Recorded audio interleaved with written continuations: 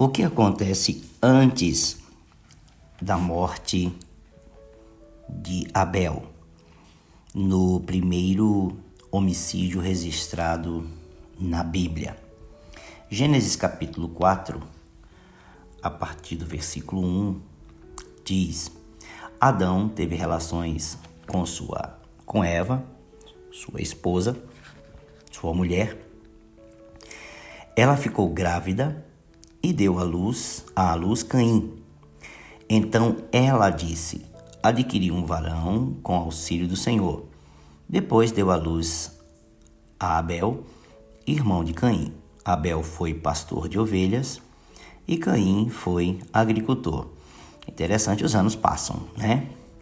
Os anos passam, essas crianças crescem, viram jovens. Versículo 3, aconteceu que, ao fim de um certo tempo, Caim trouxe do fruto da terra uma oferta ao Senhor. Abel, por sua vez, trouxe das primícias do seu rebanho e da gordura deste. O Senhor se agradou de Abel e de sua oferta, mas de Caim e de sua oferta não se agradou. Caim ficou muito irritado e fechou a cara, segundo a Nova Almeida atualizada. Então o Senhor lhe disse: por que você anda irritado e por que essa cara fechada? Se fizer o que é certo, não é verdade que você será aceito? Mas se não fizer o que é certo, eis que o pecado está à porta, à sua espera. O desejo dele será contra você, mas é necessário que você o domine. Existem coisas muito interessantes. O que acontece na oferta dos dois irmãos, o que a gente percebe não é que a oferta em si estava errada, o ato de ofertar a Deus. Aqui não está em questão o ato de ofertar a Deus, está em questão a atitude, a intenção, a motivação. Logo, quando nós lemos, o que parece que salta aos nossos olhos a leitura é exatamente isso. Um entrega do melhor, o outro entrega o normal. Então, aqui não é o quanto e aqui não é o ato de ofertar. O ato de ofertar os dois fizeram. A quantidade não é importante. O que é importante é a intenção e a motivação, repito, do coração de cada um. Um entrega de uma maneira, com mais excelência, com mais cuidado, com mais dedicação, enquanto o outro encara isso como um ato normal. Nós somos assim até hoje. Alguns de nós encaram esses momentos especiais, esses momentos de oferta, de ofertório, de dedicação das coisas a Deus como algo muito especial. Enquanto outros têm essa coisa natural. Não, é só o momento da oferta, não tem coisa, não precisa dedicar nada assim a Deus, não precisa fazer nada tão espirituoso, tão espiritual. Enquanto outras pessoas com um coração mais movido, mais tendencioso a Deus, fazem com mais excelência. Outros com naturalidade. O que está em questão, repito, não é o valor, não é a quantidade e não é o ato de ofertar, mas a motivação do coração. E aqui nós temos, depois disso, quando Caim percebe, eu não sei como isso aconteceu, mas Caim percebe que Deus se agradou da oferta do seu irmão e não da dele, justamente por causa dessas motivações, disso que já mencionei. E Caim fica zangado, irritado com isso. Quando ele percebe isso, ele fica irritado e ele fecha a cara, né? Cai a sua cerviz, expressões antigas. Então ele fecha a cara, então ele fica irritado, zangado. Isso transparece no seu próprio rosto, qualquer um está vendo isso. Deus o interpela, Deus o interroga. Por que está acontecendo isso? E aqui você percebe que a motivação está em questão quando Deus fala com ele. Se você fizer o que é certo, então naquele momento Caim não tinha feito o que era certo. Então estamos falando não é de valores, estamos falando de coisas muito mais profundas, de uma motivação do coração.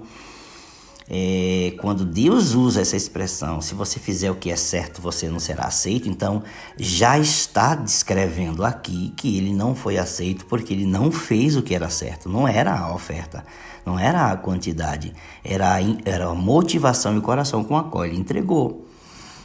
E aí também aqui vem pela primeira vez assim o conceito do pecado, né? Ele aparece com mais clareza, quer dizer, o pai de Caim, a mãe de Caim já tinham transgredido a ordem de Deus, já tinham sido expulsos do paraíso, né, por causa de um pecado. E aparentemente nada mais está, até aqui esse momento, não está mais em questão isso. Mas aí Deus vem de novo com essa questão, o pecado está à porta. Gente, é uma coisa que eu sempre... Desde que comecei a ler a Bíblia, há mais de 30 anos, eu entendi que as pessoas não pecam sem avisos. Deus sempre dá um jeito de avisar a pessoa para que ela não erre. Ninguém erra simplesmente por inocência, porque não sabe. Pode até acontecer, mas isso é raro. Via de regra, as pessoas estão errando. Não estamos falando de crianças, estamos falando de jovens e adultos, né? Então as pessoas realmente são avisadas, sabem que não devem fazer de uma forma ou de outra. E o Senhor aqui diz para Caim, o pecado está na porta, ele está esperando você. Ou seja, em outras palavras, o pecado está aguardando a oportunidade de usar você, de atuar em sua vida. E o desejo do pecado, olha que interessante, o desejo do pecado ele está na porta, ele está batendo na sua porta, né? Ele nem está dizendo está dentro de você, por que ele não está dizendo que está surgindo de dentro, mas está batendo na porta de Caim, porque foi um ato externo que provocou essa irritação e esse fechar do rosto, essa raiva em Caim. Foi um ato externo que provocou algo dentro dele. E Deus está dizendo, olha, o pecado está batendo na sua porta, está esperando você, né? O desejo dele vai ser contra você. O que eu quero de você não é isso. Deus está argumentando com Caim, eu não quero isso de você. Mas você é livre para decidir, você vai decidir de uma forma ou de outra. Eu estou te dizendo para não tomar esse tipo de decisão. E aí ele encerra dizendo, é necessário que você o domine. Então, os homens podem deixar de pecar se desejar. Aqui não estamos falando de pecado original, não estamos falando do pecado de Adão que passou a toda a humanidade e que só o sacrifício de Cristo pode remover esta marca e esta sentença eterna contra as nossas vidas. Estamos falando desses erros diários, dessas atitudes diárias, dessas motivações dos nossos corações. Elas podem ser evitadas. E Caim aqui não tinha o Espírito Santo, Caim aqui não estava caminhando em santidade, em vida plena com Deus. Não estamos falando de conceitos posteriores, de espiritualidade elevada, não. Caim estava vivendo sua vida normal, não estavam mais no Éden, eles já eram pessoas normais, né? Após o evento que culminou a expulsão do Éden, estão vivendo suas vidas tranquilamente. Mas acontece algo externo que provoca algo dentro de Caim e Deus vem e argumenta com ele em relação ao pecado. E o argumento de Deus é que você pode dominá-lo.